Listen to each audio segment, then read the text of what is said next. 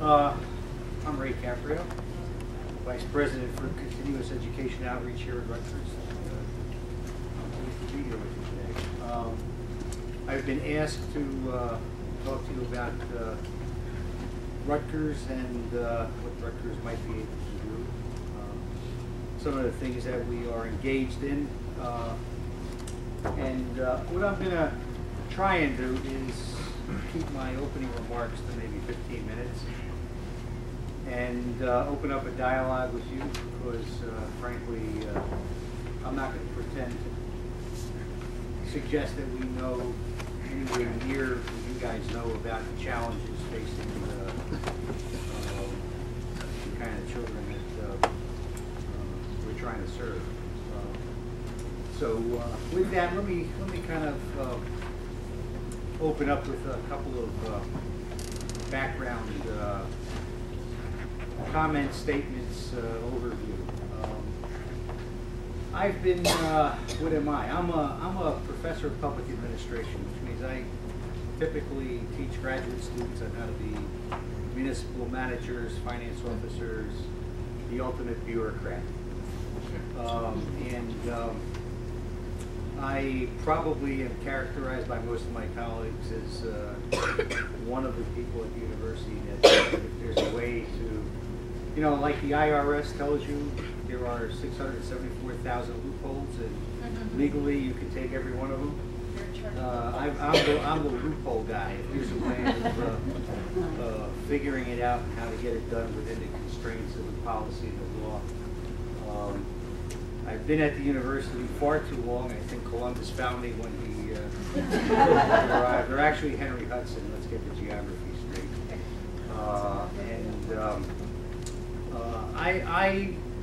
When Liz approached me about providing some support for one or two students that came to us, I actually, without knowing what I was doing, my gut told me it was the right thing to do because of probably two experiences that I had that had nothing to do with the exceptionally bright and talented kids, profoundly bright and talented kids that we're trying to serve now. The first is my own stepchildren, all three of them with profound learning disabilities. And a couple of in-laws who are profoundly limited in traditional skills. What I learned very quickly was that they were exceptionally bright, but had challenges. And one of the challenges, one that consumed an incredible amount of my life's time while they were still in the public K-12 system. I don't have to tell you, you know the words that are going to come out of my mouth, was to try and find the right way to get them served in a system that deals with the median 50 to 75% that can't deal with the extreme ends of the bell curve. Completely separate and unrelated, several years back, one of the things my office does is distance learning and lifelong learning and so on. We had a situation arise at the university where a student who needed 12 credits to graduate, who had finished all of his gen ed requirements, who had finished his major requirements and simply needed 12 credits of electives to get out, was injured in an accident, a beach accident, on vacation with his family between fall and spring semester. Broke his back. Fortunately, it turned out he wasn't paralyzed, but needed back surgery and was literally, no pun intended, flat on his back for, they projected probably 4 months. And his physicians basically encouraged him to try and find a way to continue taking the 12 credits to graduate because there was absolutely nothing wrong with him intellectually. And I I then engaged in what I would refer to as about a 4-week hot, heavy knockdown drag out with some administrators at Rutgers who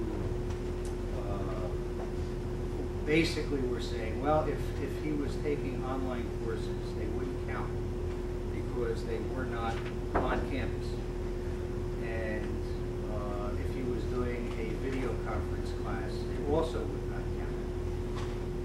Now, the argument that the courses were being taught by Rutgers faculty and there were Rutgers students in the course, of course, didn't seem to make any sense. Their concern was one of geography and rules and regulations.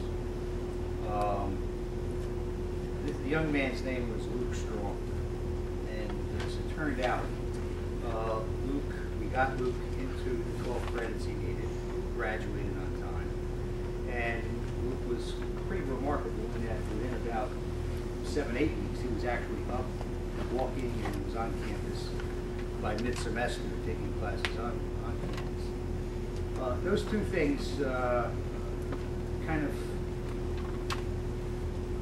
provided, I think, an interesting perspective that as I look at what we do as a public university, I keep asking the question, are we able to do all of the things necessary to provide the kind of service we ought to be giving to the various constituencies that we have throughout the state? And it is a highly heterogeneous state, as you know. We've got some incredible challenges, but we also have an incredible amount of human capital and human resources. And we are a very good institution. We are a very large institution, but one that probably doesn't vary very much from this little 5-minute clip that I occasionally use as I look around the room. Most of you are probably too young to remember it. Some of you may. So if you just let me show it for about 5 minutes, I'll use it to kind of get into one or two other things and then get to a question and answer. I find that education, I think it don't matter where you go to school. Italy, America, Brazil, it's all the same. It's all just memorization. And it don't matter how long you can remember anything, just so you can parrot it back for the test. And I got this idea for a school I would like to start, something called the 5-minute university. And the idea is that in 5 minutes, you learn what the average college graduate remembers 5 years after he or she's out of school.